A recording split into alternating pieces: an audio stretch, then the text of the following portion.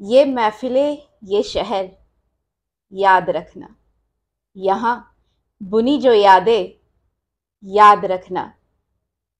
वो उदासी में हंसी, याद रखना। वो हंसी में तलक, याद रखना।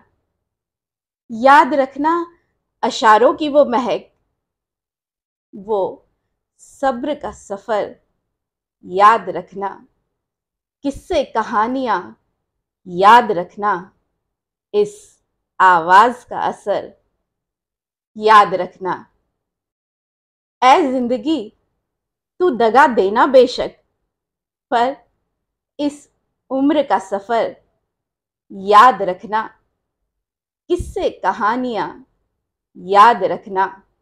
इस आवाज का असर, याद रखना। नमस्कार, आप देख रहे हैं द राइट न्यूज और मैं हूं हिमाग्नि मोजा। दर्शकों, वाकई में ये आवाज जो एक बारी कोई सुन लेता है तो पूरी जिंदगी कभी भूल नहीं सकता। जी हाँ, क्योंकि आज जो पर्सनैलिटी हमारे साथ आई हैं, जो हमारे स्टूडियो में आई हैं, वो एक फ्रीलांसर एंकर हैं जो दूरदर्शन और रेडियो दोनों के साथ जुड़ी हुई हैं। उसके साथ साथ वो मंच पे भी अपने हुनर का जो है जलवा दिखा चुकी हैं। अब वो एक लेखिका हैं जिन्होंने 2 बुक्स लिख दी हैं और एक जो है वो अंडर प्रोसेस है। और आपको मैं एक बात बता दूं, ये जो रचना है ये भी इन्हीं की है। जी हाँ, मैं बात कर रही हूँ बिंदिया रैना जी की। नमस्कार बिंदिया जी, कैसे हैं आप? बिल्कुल, नमस्कार, शुक्रिया आपका पहले तो राइट न्यूज़ में बुलाने के लिए। और द राइट न्यूज़ के साथ काफ़ी पुराना ताल्लुक़ है, आप दर्शकों के साथ काफ़ी पुराना ताल्लुक़ है, लेकिन इस तरह से आप सबके सामने मुझे रूबरू करवाया जाएगा, इसकी उम्मीद नहीं थी। उसके लिए आपका बहुत-बहुत शुक्रिया। बिल्कुल, आप हकदार हैं इस चीज़ की। बिंदिया जी, आपके सफ़र की बात करें तो जब तक हम आपके बचपन में नहीं जाएँगे, तब तक हमें पता नहीं चलेगा कि जो असली बिंदिया जी हैं वो कौन हैं। तो बात करें आपकी बचपन की, क्या बचपन से आपको बोलने का या लिखने का ऐसा कुछ शौक था? हिमाग्नि, बचपन की अगर बात कहें तो स्कूल्स में आप अक्सर डिबेट कॉम्पिटिशन्स वगैरह में हिस्सा लेते ही जी। हैं। हम बहुत फॉर्चुनेट रहे हैं, बहुत ही ज़्यादा हमारे साथ एक ब्लेसिंग रही है ईश्वर की कि हमारी स्कूलिंग बहुत अच्छी हुँ, जगह पे हुँ। हुई है। कहते हैं ना, big packages come under small packets. बिल्कुल। तो ये एक बात हम लोगों के करियर के ऊपर बहुत ज़्यादा लागू होती है, क्योंकि हम लोगों की स्कूलिंग जिस पर दारोमदार रहा है हमारी लेखनी का, हुँ, हुँ। हमारी ओरेशंस का, वो स्कूलिंग एक बहुत छोटे से कस्बे के स्कूल से हुई है। उधमपुर में मेरी सारी शिक्षा हुई है और नेहरू मेमोरियल एकेडमी के जितने भी मेरे टीचर्स रहे हैं, नानक सर से लेकर शास्त्री सर तक, उन सबका इतना प्रभाव हम सबके ऊपर रहा है। कौल साहब ने हमारे उच्चारण में हमारी इतनी मदद की है, शास्त्री सर ने हमारे हिंदी का उच्चारण इतना सशक्त किया है हुँ, कि हुँ। हम उसको ही लेकर के आगे बढ़ते जा रहे हैं। जी। हाँ, पर यहाँ मैं ज़रूर ये बात कहना चाहूँगी कि स्कूल में दी गई आपकी शिक्षा जो थी उस ज़माने में और इस ज़माने में जो आपकी स्कूलिंग चल रही है, उसमें काफ़ी अंतर आ चुका हुँ, है। हुँ। जैसे हम स्कूल्स की बात करें, मेरे कॉलेज लेवल तक आने तक अ, मैंने लगभग 100 से ज़्यादा डिबेट्स की हुई थी वाओ! As participant. मैंने सेमिनार्स में रिसोर्स पर्सन की तरह बहुत काम किया हुआ था, हुँ, जब हुँ। तक कि मैं कॉलेज में आई हूँ। हुँ, हुँ। प्रोफ़ेशनल लाइफ़ की बात अलग रही। हुँ, मैं हुँ। एज़ अ स्टूडेंट करियर की अगर बात करूँ तो ऐसे कई मौके मुझे मेरे स्कूल ने दिए हैं, ऐसे कई मौके मेरे को कॉलेज से मिले हैं। गांधीनगर वुमेन कॉलेज से मेरी कॉलेज की पढ़ाई हुई है। जम्मू यूनिवर्सिटी के मंच तक आते-आते, जिसने मुझे एक एंकर बनाया है, जम्मू यूनिवर्सिटी जी। का वो मंच रहा है। वहाँ तक आते-आते इतनी अ, जिसे हम कहते हैं ना, सशक्तता और जिसे कहेंगे कि एक पारदर्शिता इस क्षेत्र में, हुँ, बोलने हुँ। के क्षेत्र हुँ, में, हुँ। उद्घोषिका बनने के क्षेत्र में, जितनी पारदर्शिता आपको चाहिए, जितनी सशक्तता आपको चाहिए, जितने आपको उच्चारण के लिए आपकी शब्दावली चाहिए, वो सब हमें मेरी शिक्षण संस्थानों ने दिया है। स्कूल का सबसे बड़ा हाथ उसमें जी, रहा है। बिल्कुल। बचपन में ऑन स्पॉट राइटिंग कॉम्पिटिशन और ऑन स्पॉट ऐसे हुँ, कॉम्पिटिशन्स हुँ। जो आजकल बहुत कम देखने को कम, मिलते हैं, बिल्कुल, जी। हमारे स्कूल में बहुत करवाए गए हुँ, थे। हुँ। और उस ज़माने में डाइट के प्रोजेक्ट्स होते थे, सीएसआईआर के प्रोजेक्ट्स होते थे, हम लोग JRT के प्रोजेक्ट्स करते थे which are national level projects, और उन प्रोजेक्ट्स में प्रेजेंटेशन बनाने से लेकर के, उस जमाने में PPTs नहीं हुआ करती थी मानिए, लेकिन वो प्रेजेंटेशन हमें हाथ से लिखनी होती थी। असाइनमेंट्स, जैसे आप रिटन असाइनमेंट्स बनाते हैं, इस तरह की प्रेजेंटेशंस बनती थी।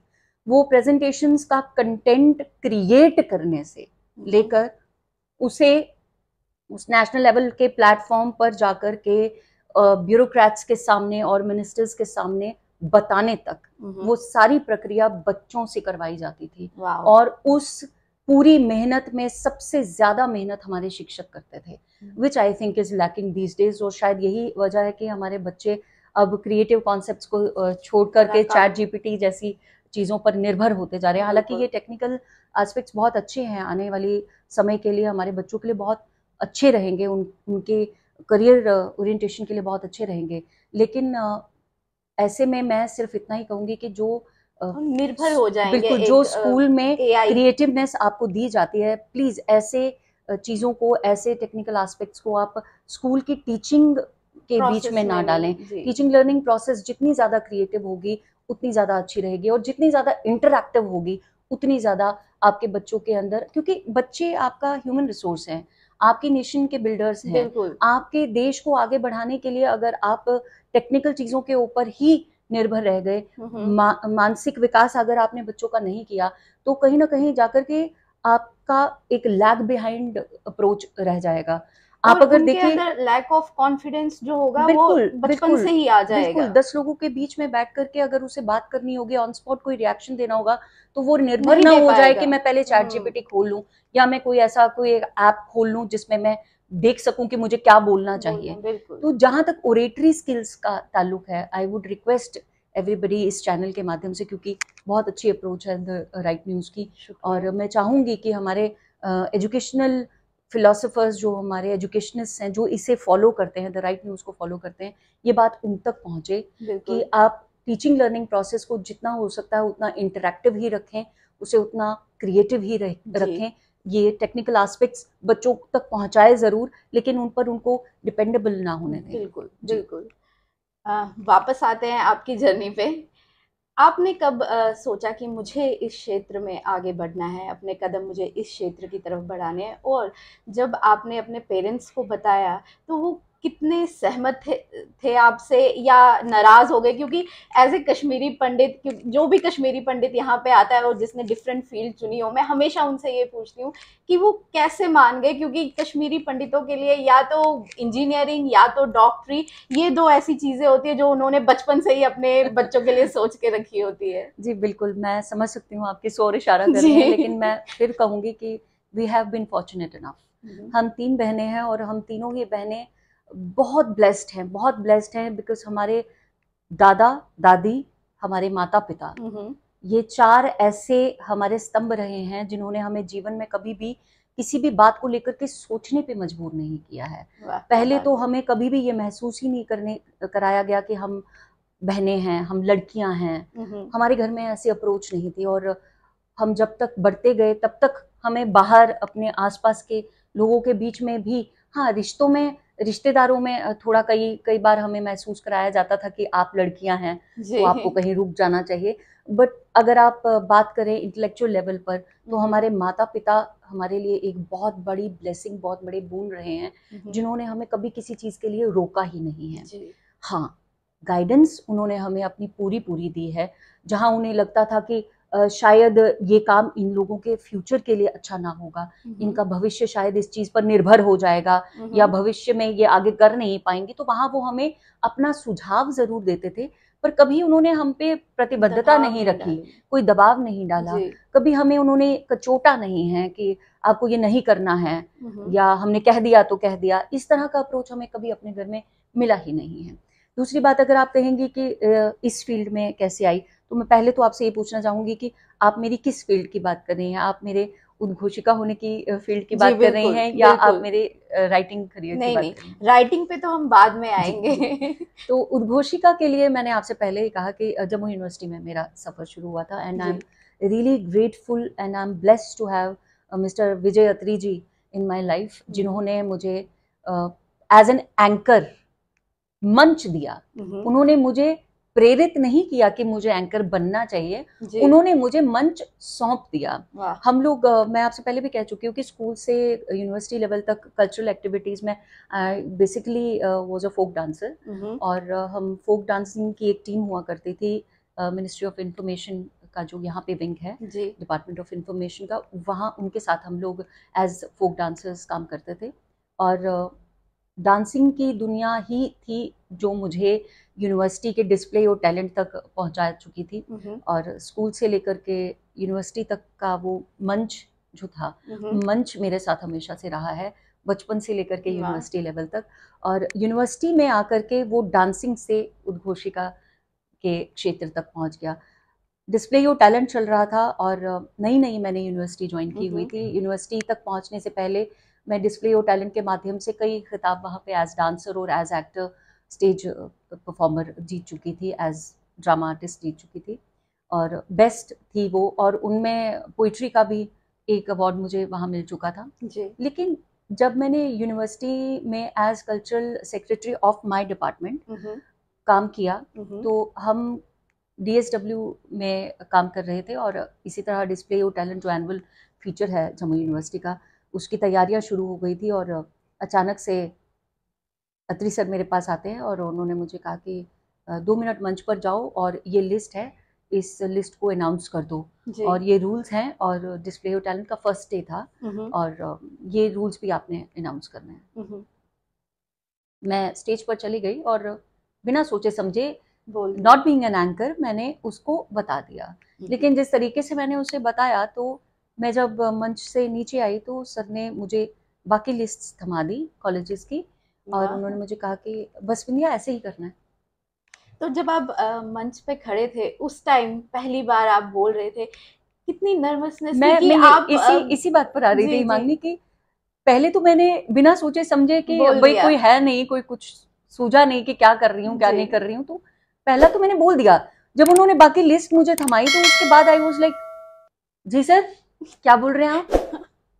हाँ बेटा ये पकड़ो और बस बोल देना, जैसे अभी बोला था ऐसे ही तो बोलना है, बीच में एक आधे कपड़े डाल देना, वो तो तुम्हारा काम ही है।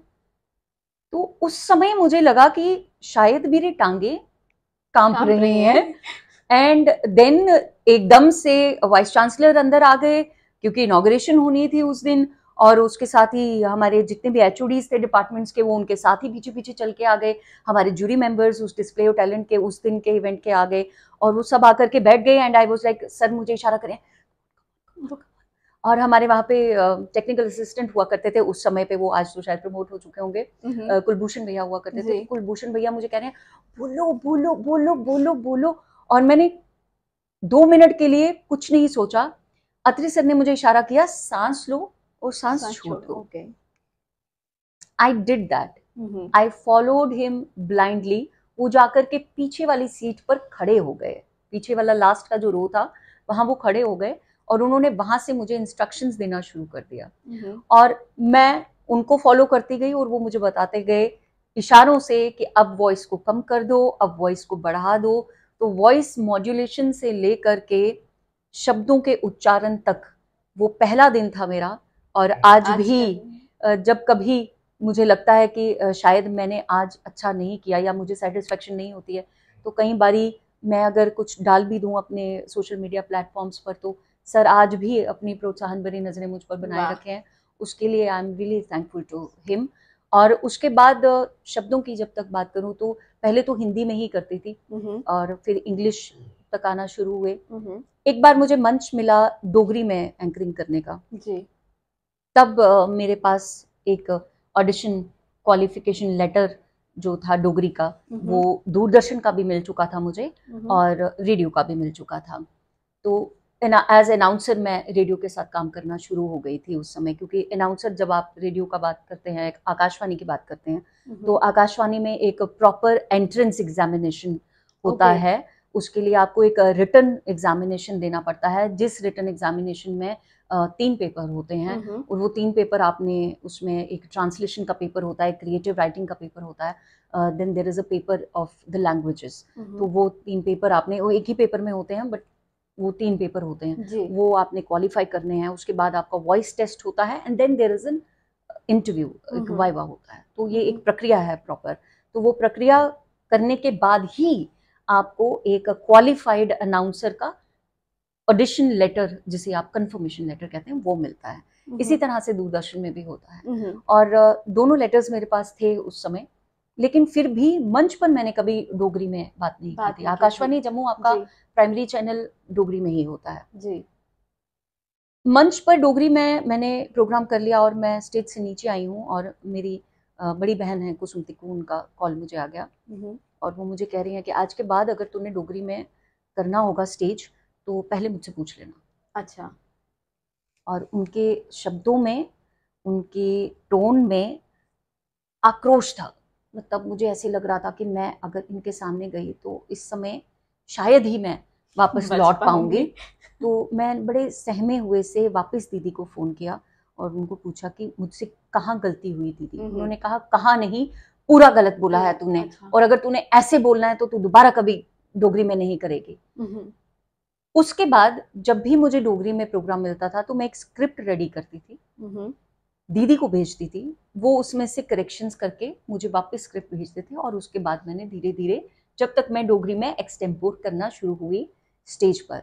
और one fine day Mohan Singh ji हमारे बहुत बड़े साहित्यकार हैं डोगरी के, पद्मश्री मोहन सिंह जी की बात कर रही हूँ। तो उन्होंने एक दिन मेरा मंच संचालन देखा डोगरी में, तो नीचे आकर के मुझसे उन्होंने कहा कि बिंदिया, डोगरी का उच्चारण आपका इतना अच्छा है कि मैं चाहता हूँ कि हमारे हर किसी डोगरा बच्चे का इतना उच्चारण अच्छा हो। वाह, क्या बात। वो कितना सच कह रहे थे या मुझे केवल मुझे प्रोत्साहित करने के लिए कह रहे थे, वो मैंने ये जानती। बड़ी बात है। हाँ, लेकिन ये दो लोग जो हैं मेरे जीवन में, अत्री सर और कुसुम दीदी, उन दोनों के बाद मोहन सिंह जी की वो एक बात है जिसने मुझे इतना प्रेरित किया कि आज मैं अपने आप को डोगरी भाषा का एक उद्घोषक मानती हूँ। जी। बिंदिया जी, आपने बिल्कुल सच कहा, क्योंकि एक बच्चा जो होता है या एक लड़की, अगर उसके साथ एक अच्छा सही गुरु मिले, उसे एक सही शिक्षक मिले, तो वो कहाँ से कहाँ पहुँच सकती है। इसका उदाहरण हमारे सामने ही है। बिल्कुल। जी बिल्कुल। मेरे गुरु की अगर आप बात करें तो मेरा गुरु तो मेरे घर के अंदर ही था। पहले हमारे पिताजी और उसके बाद हमारी बड़ी बहन कुसुम तिक्कू, वो समंदर हैं। तो वो अपने समंदर में से, उनके समंदर में से हम लोग बस एक एक बूंद ले लेते हैं और अपना लोटा भर लेते हैं। क्या बात है। जी, आपने अभी कुसुम जी की बात की, तो हम बात करते हैं आपके परिवार की। शादी के बाद बहुत सारी लड़कियां ऐसी होती है जिनका जो अपने क्षेत्र में वो जो काम कर रही होती है वो छूट जाता है। घर का दबाव कर लीजिए, या गृहस्थी के कार्यों में, या बच्चों के पालन पोषण में। आपका कैसा रहा? आपका कितना साथ आपके परिवार, खासकर आपके हस्बैंड ने, क्योंकि जैसे बोलते हैं कि हर सफल आदमी के पीछे एक औरत का हाथ होता है। मुझे लगता है हर एक सफल औरत के पीछे एक आदमी का हाथ जरूर होता है। बिल्कुल, ये सही कहा आपने। एक आदमी का हाथ तो बिल्कुल हमारी सफलता के पीछे पहले से ही था, वो हमारे पिताजी थे। और मैंने कहा ना, I have been a blessed baby. तो मेरे जीवन में जो मेरे जीवन साथी आए हैं, उन्होंने मेरा इस हद तक साथ दिया है कि शायद कोई एक सच्चा दोस्त उतना साथ देता है। तो वाकई में वो मेरे सच्चे दोस्त हैं, और हमेशा उन्होंने मेरा प्रोत्साहन करने के लिए कोई भी कसर कभी पीछे छोड़ी नहीं है। यहाँ तक कि एक समय ऐसा था कि जब उन्हें लगा कि मुझे बाहर निकलना है और मुझे बाहर निकलने के लिए बाहर जाना बहुत ज़रूरी है, और मेरे बच्चे की देखभाल मेरे पति ने की है। जब वो एक ऐसा समय होता है जब हमेशा ये कहा जाता है ये माँ की जिम्मेदारी है, तो उस समय की माँ की जिम्मेदारी मेरी बेटी के लिए मेरे पति ने निभाई है। और उन्होंने उस समय मुझसे सिर्फ एक ही बात कही थी कि बनी, पापा ने तुम्हें इसलिए नहीं पढ़ाया लिखाया कि तुम बच्चे संभालने के लिए अपने जीवन की सबसे बड़ी उपलब्धि को खो दो। और आज दिन तक उन्होंने मेरी हर उपलब्धि में एक संबल की तरह, एक स्तंभ की तरह काम किया है। हमेशा वो मेरे पीछे ऐसे खड़े रहते हैं कि मुझे कभी भी मुड़कर देखने की आवश्यकता नहीं पड़ती है, सोचने की आवश्यकता नहीं पड़ती है। हाँ, जब मेरी शादी हुई थी उस समय मैं उद्घोषिका एक संपूर्ण रूप से नहीं थी। उस समय मैं एक लेक्चरर थी बीएड कॉलेज में, साइकोलॉजी पढ़ाया करती थी। एजुकेशनल साइकोलॉजी मेरा सब्जेक्ट हुआ करता था। एक लेक्चरर होने के नाते मेरा बहुत अच्छा काम कॉलेज के दौर पे चल रहा था। सुबह कॉलेज जाना, अपने 8 सेक्शंस को पढ़ाना और उसके बाद सीधे घर लौट आना, और उसके बाद घर आकर के कुछ वॉइस ओवर्स वगैरह का जो कार्य होता था मेरा, वो स्क्रिप्टिंग वगैरह का, वो मैं करती थी जी। बट जब मेरी कॉलेज की जॉब छूट गई किन्हीं कारणोंवश और मुझे छोड़नी पड़ी, तो वो एक टाइम स्पैन था जीवन का जब मुझे लगा कि अब मैं टूट गई। और शायद वो एक समय मेरे जीवन का था जब मेरे घर वालों को, मेरे माता पिता को, मेरी बहनों को, मेरे ससुराल वालों को, सबको ये लगा कि बस अब ये टूट गई, अब इसका जीवन यहीं समाप्त हो गया, अब शायद ये खड़ी ना हो पाए दोबारा। और उस समय में मेरे पति ने मेरा ऐसा साथ दिया है जो शायद एक सच्चा दोस्त भी देने में हिचकिचाएगा जी। उन्होंने मेरी उस समय इस हद तक सहायता की है जो शायद सहायता मैंने कभी अपनी बहनों से न मांगी हो, वो सहायता भी उन्होंने बिन मांगे मेरी की है।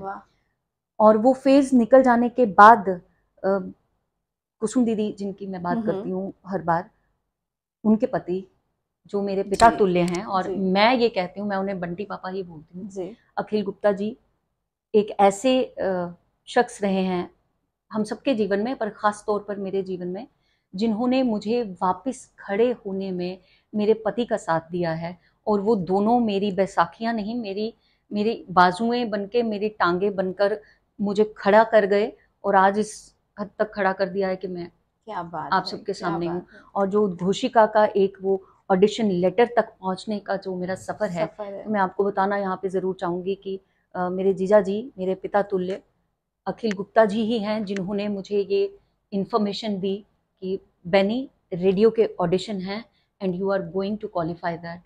वाह। और मेरी जीवन का जो वो सबसे मुश्किल फेज था जब सब छूट चुके थे, मतलब अपनी अपनी व्यस्तता के कारण कोई नहीं था मेरे साथ, तब मेरे साथ सिर्फ यही 3 शख्स थे, मेरी बड़ी बहन, मेरे पिता तुल्य अखिल गुप्ता, और उनके साथ मेरे पति अनिल रैना। ये 3 लोग हैं जिनकी बिल्कुल मैं नहीं जानती, मैं अपने आप को सक्सेसफुल समझती भी नहीं हुई मांगनी, और इसीलिए शायद मैं हेजिटेट कर रही थी कि मुझे इंटरव्यू नहीं देना है, क्योंकि अभी मैंने इतना कुछ अचीव किया ही नहीं है लाइफ में कि आप मेरे को इस तरह से इंटरव्यू मेरा लें। लेकिन जो कुछ भी हासिल किया है, जहां तक भी पहुंची हूँ, जहां तक भी लोग मुझे मानते हैं, वो सिर्फ इन 3 लोगों की बदौलत मानते हैं।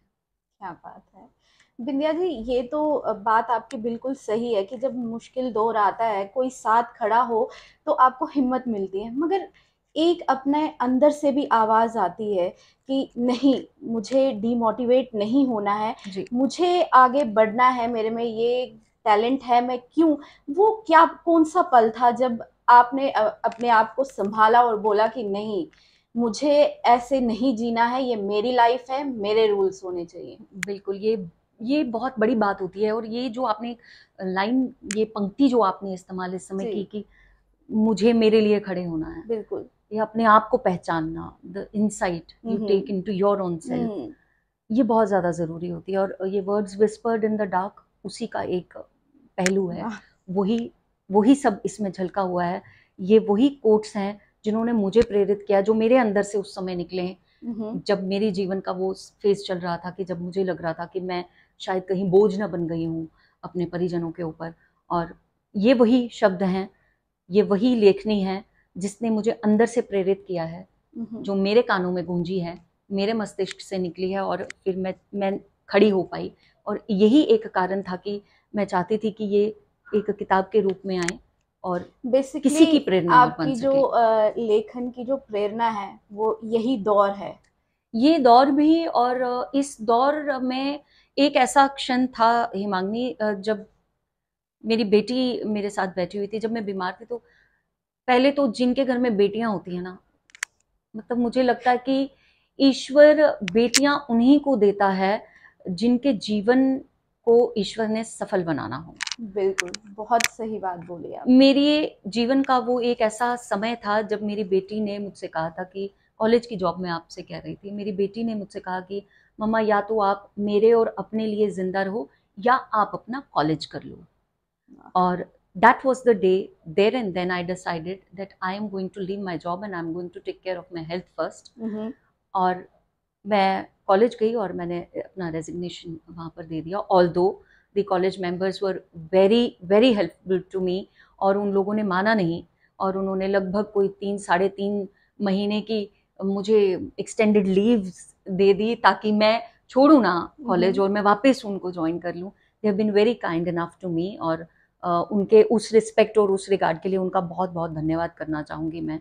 लेकिन सेहत कुछ उस तरह की हो चुकी थी कि जीना और ख़ास तौर पर बेटी के लिए ज़िंदा रहना बहुत ज़्यादा ज़रूरी था, और ज़िंदा रहने की उस चाह को अगर आप कहेंगी तो वो चाह मेरी बेटी ने ही मेरे अंदर भरी है, वरना मैं भी वही मटीरियलिज्म की उस दुनिया में खो चुकी थी कहीं। वो एक क्षण था जब मुझे लगा कि नहीं, अगर मेरी बेटी मुझसे कह रही है कि मुझे ज़िंदा रहना चाहिए, तो अब मुझे अपने लिए और इसके लिए ज़िंदा रहना है। और उसके बाद जब धीरे धीरे मेरे जो मैंने 3 लोग आपको बताए हुए 3 लोगों ने मुझे जब खड़ा कर दिया पूरी तरह से, तो फिर मुझे एक दिन मेरे फादर साहब ने कहा कि अपना, उन्होंने एक पेन दिया मुझे, उनके पास एक लक्सर का ब्लैक इंक पेन होता था, वो आज भी मेरे बैग में पड़ा हुआ है। उन्होंने मुझे पेन दिया और मुझे कहा कि आज तुम पूरी तरह से मेंटली और फिजिकली ठीक हो गई हो, तो this is what I want from you.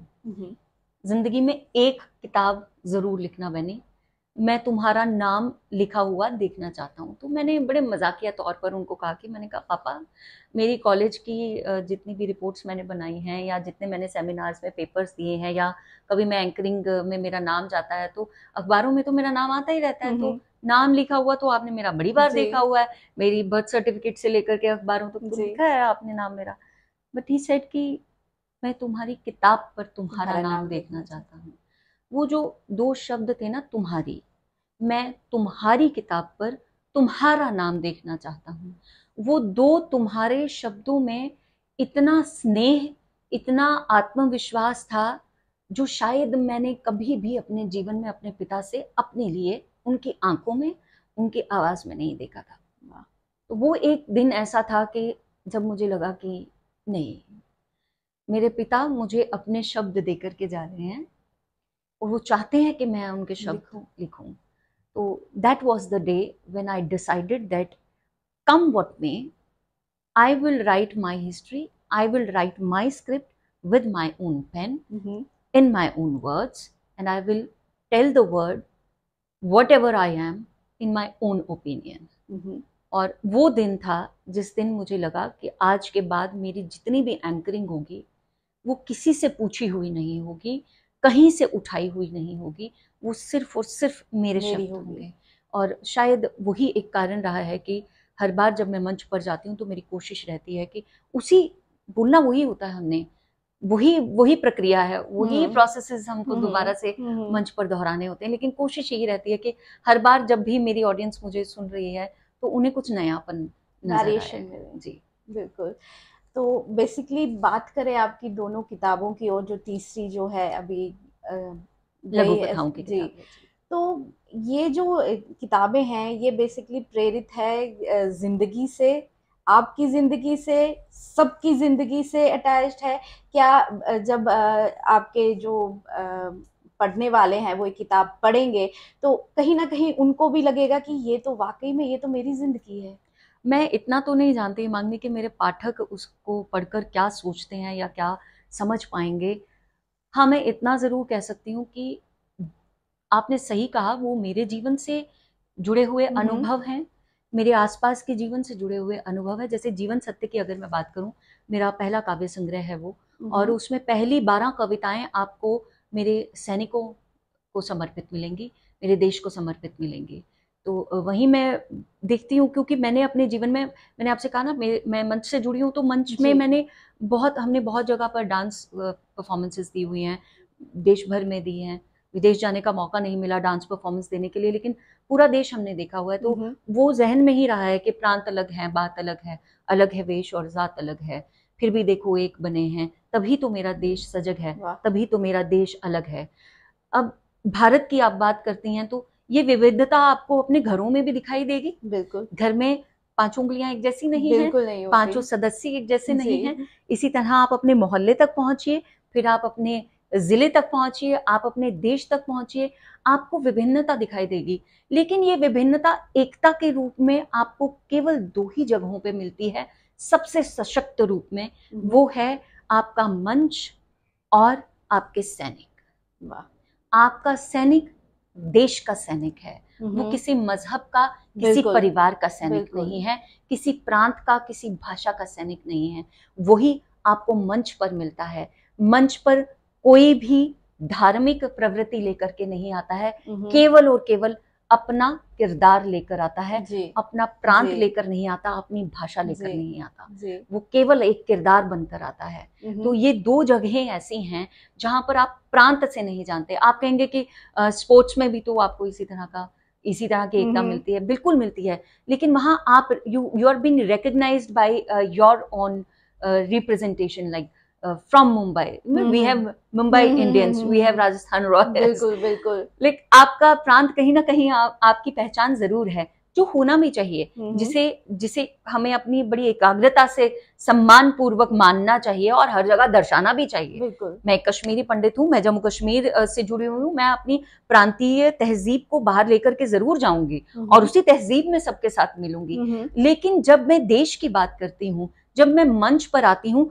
या जब मैं अपनी कलम उठाती हूँ, तब मैं केवल और केवल एक उद्घोषिका हूँ, एक लेखिका हूँ, और उस लेखिका के जीवन में सभी के विचार होंगे। उस लेखिका का शब्द केवल उसके समुदाय के लिए नहीं होगा, उस लेखिका का शब्द संपूर्ण विश्व के लिए होगा, संपूर्ण प्रजाति के लिए होगा, सब जीव जंतुओं के लिए होगा। मैं ये समझती हूँ कि अगर बड़े बड़े लेखकों की आप बात करें, अगर आप उनको आज पढ़ रहे हैं, तो क्या आप ये समझकर पढ़ते हैं कि he has been an American, the American writer, the British writer, the Indian writer? No. Kalidas is known worldwide. Why? Because he is Kalidas. Ji. Vivekananda is known by his thought processes worldwide, I think in the entire universe, because he was Vivekananda. बिल्कुल. Vivekananda first and then a Bharatiya. आज अगर अपने ideas से, बिल्कुल, आपके शब्द आपकी आत्मीयता को दर्शाने चाहिए, आपके व्यक्तित्व को दर्शाने चाहिए, आपके जहन को दर्शाने चाहिए। तो मेरी कोशिश वही रहती है।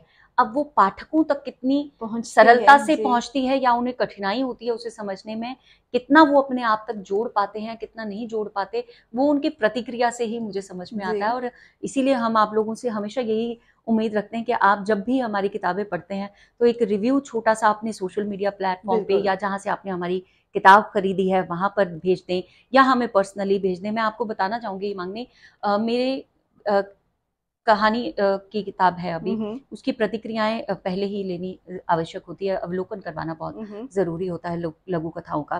तो 30 की 30 आने वाली है, उसका कवर पेज अनावरण हो चुका है उसका, लेकिन अभी किताब आनी बाकी है। उसके लिए मैंने जब वो कहानियां कुछ हमारे साहित्यकारों को भेजी, तो उनकी प्रोत्साहन भरी जो चिट्ठियां हैं वो मेरे पास लिखित रूप में अभी भी हैं।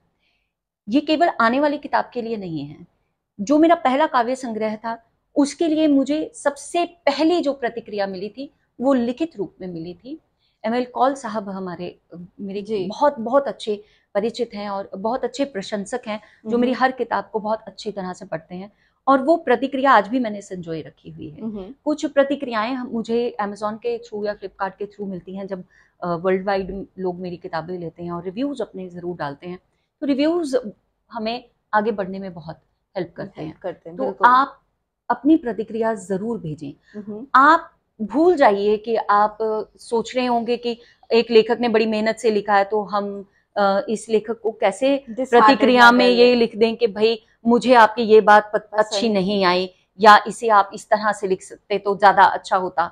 वो आपका सुझाव हमें अपनी आगे आने वाली लेखनी में बहुत ज्यादा सहायक सिद्ध होता। मैं बाकी लेखकों की बात नहीं करूंगी, लेकिन अगर आपको मेरी किताब में, मेरी लेखनी में कहीं पर भी कोई त्रुटि नजर आती है, कहीं भी आप चाहते हैं कि आप मेरी कविताओं की, मेरी लेखनी की, मेरी कथाओं की समीक्षा करें, आप उनका अवलोकन करके कोई मुझे नेगेटिविटी बताएंगे तो वो मुझे ग्रूम करने में सहायता हेल्प करेगा, करेगी। वो बिल्कुल। मेरी लेखनी को और बिल्कुल। प्रखर बनाने में मेरी सहायता करेगा। तो मैं आपसे हाथ जोड़कर विनंती करूंगी कि आप मेरे लिए ऐसी प्रतिक्रियाएं भी भेजें, ऐसे सुझाव भी भेजें, बिल्कुल। जिससे मेरी लेखनी आगे और प्रखर होती जाए। जी।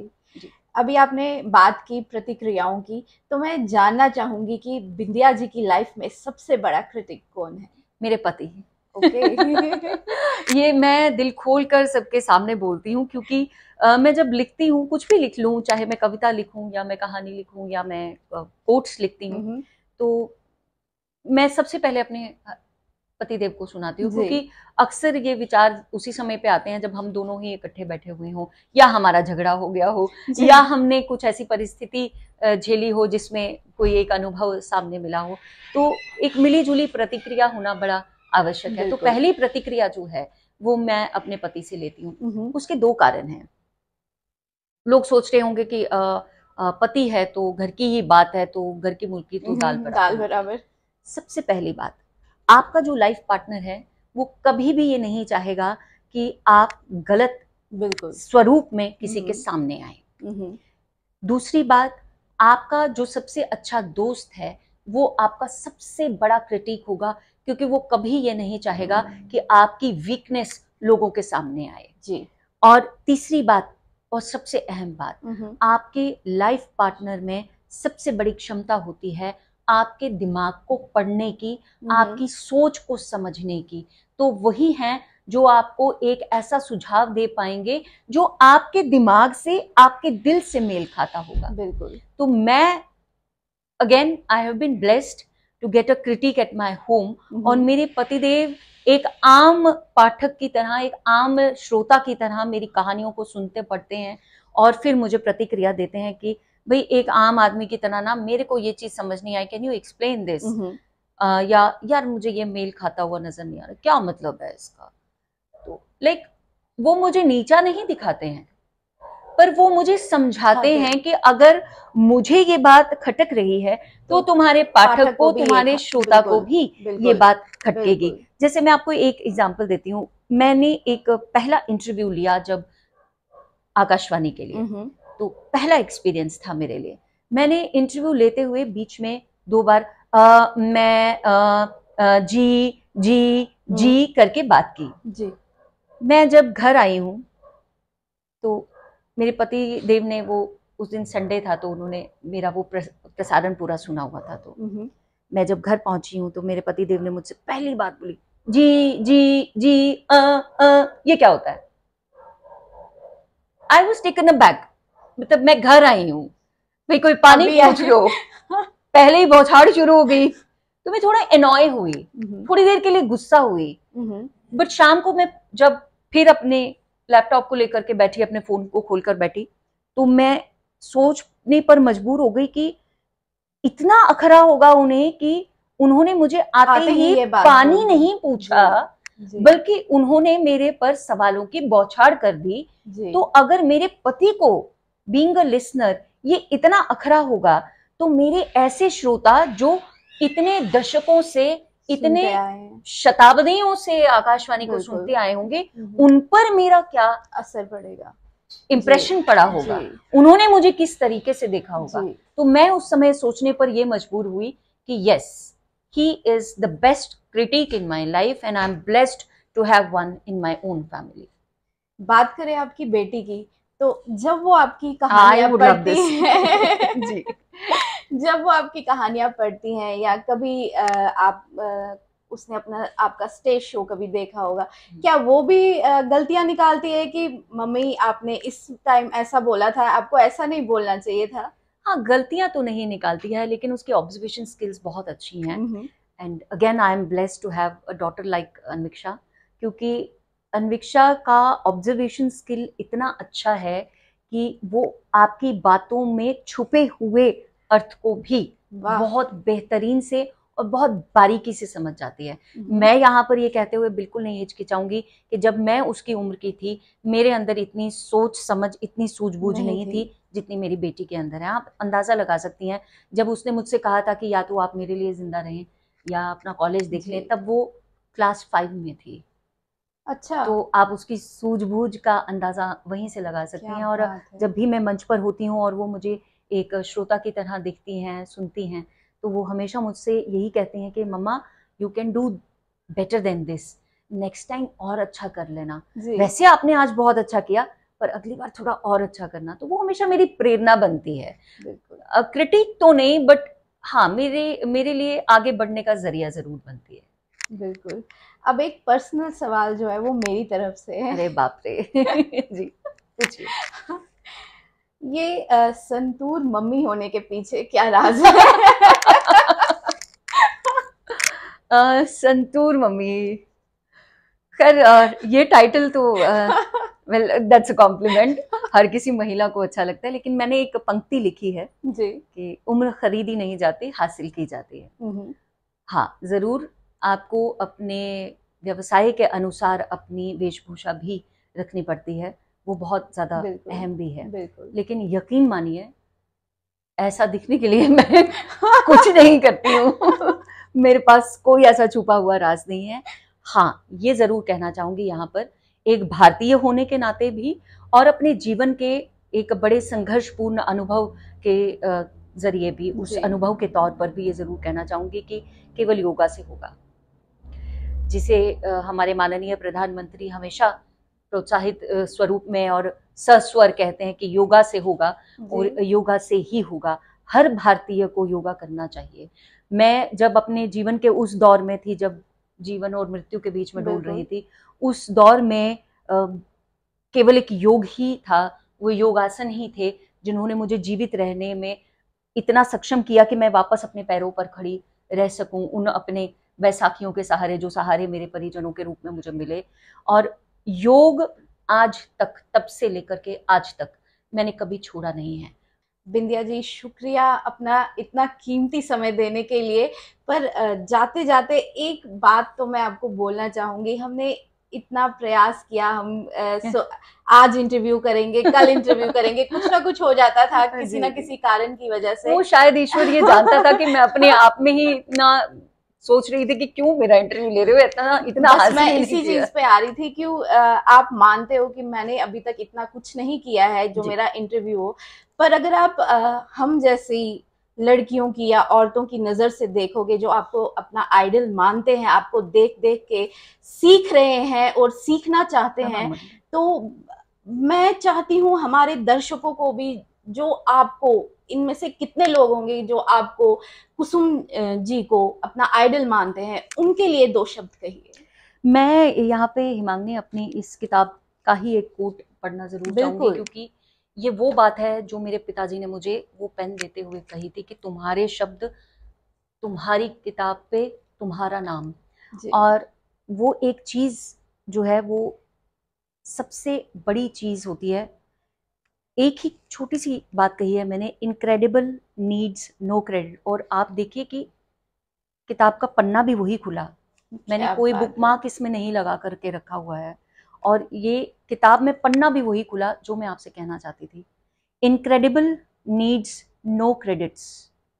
जो इनक्रेडिबल बनना चाहते हैं, उनको किसी क्रेडिट की आवश्यकता नहीं है। जी, don't let people be a part of your life that they will decide whether you are doing good or not.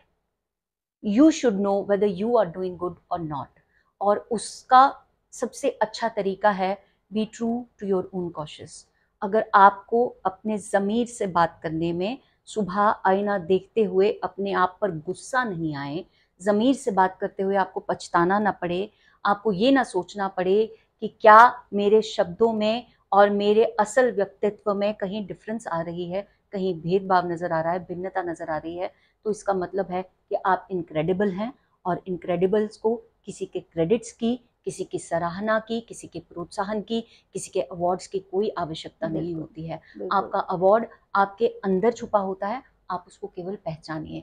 और वो पहचानने में आपके अपने परिजन आपका साथ देंगे, खास तौर पर आपके माता पिता। आपकी माँ ने आपको बचपन से लेकर के आपके बुढ़ापे तक बिल्कुल। अंदर से बाहर नंगा देखा है, इस जान बात को छाप कभी रखा ना है। भूलिएगा। तो जो आपको बचपन से गोद में नंगा उठाकर आपको पाल पोस कर बड़ा कर रहा है, उसे आपकी सोच का नंगापन भी पता है, और बिल्कुल। वही है जो आपकी सोच के नंगेपन को ढक सकता है। इसलिए be an incredible, do not wait for credits, talk to your parents, talk to your family, talk to all those people whom you love, regardless of whether they are giving you back that amount of love or not. आपको प्यार मिले इसलिए प्यार ना कीजिए, आप प्यार इसलिए कीजिए कि आप चाहते हैं, आपका मन चाहता है कि आप किसी से प्यार करें। जी, शुक्रिया बिंदिया जी, इतनी प्यारी बात समझाने के लिए हमारे दर्शकों को और हमें भी, क्योंकि हम आपको एज ए आइडल देखते हैं। अरे बहुत, ये मेरे लिए, मैं सच कह रही हूँ हिमांगी, द राइट न्यूज़ का ये प्लेटफॉर्म बहुत बड़ा प्लेटफॉर्म है, और बहुत देर से मैं आप लोगों के साथ जुड़ी हुई हूँ, लेकिन मैंने कभी जहन में भी मेरे नहीं आया था कि आप इस तरीके से मुझे देखती हैं, और इतना आप जिस उत्सुकता से आपने, जिस उत्साह से आपने मुझे कितनी बार कहा है इंटरव्यू देने के लिए, हिचकिचाहट मन में इसीलिए थी कि मैं नहीं समझती कि मैं अभी उस उरूज तक पहुंच पाई हूँ कि कोई मुझे इस तरह से समझने के लिए प्रेरित हो, लेकिन आपने ये समय दिया है मुझे, और इतनी लंबी बातें मुझसे पूछी और मेरी इतनी लंबी लंबी कहानियां आपने सुनी, उसके लिए पहले तो आपके श्रोताओं का मैं बहुत धन्यवाद करना चाहूँगी, और फिर एक तहे दिल से आप सभी का धन्यवाद, द राइट न्यूज़ का धन्यवाद कि आपने मुझे इस काबिल समझा कि मैं आज यहाँ आकर आप सबके साथ काबिल तभी आप आज यहाँ बैठे हैं। धन्यवाद। आई am really humbled and I am really touched. आप लोग बस इसी तरह प्यार करते रहें, मेरे लिए उतना ही काफ़ी है। आपकी आशीर्वाद, आपकी सुझाव, आपकी विचारधारा, आपका ये प्रेम हमेशा मेरे तक पहुंचता रहता है। उसके लिए मुझे नहीं लगता कि मुझे इस तरह आपके सामने आने की आवश्यकता है। मंच पर जितना आप प्यार मुझे देते हैं वो बरकरार रखिए, मेरी किताबों को जितना आप प्यार दे रहे हैं, सराहना दे रहे हैं, वो बरकरार रखिए, आते हुए भी जाते हुए भी। धन्यवाद। तो दर्शकों, देखा आपने, ये थी बिंदिया रैना जी। आगे भी आपको ऐसी ही पर्सनैलिटी से रूबरू कराएंगे। तब तक के लिए मुझे और मेरी वीडियो जर्नलिस्ट प्रिया भट्ट को दीजिए इजाजत। बने रहे द राइट न्यूज़ पे, लाइक कीजिए, सब्सक्राइब कीजिए, शेयर कीजिए, और हाँ, कमेंट जरूर कीजिएगा। नमस्कार।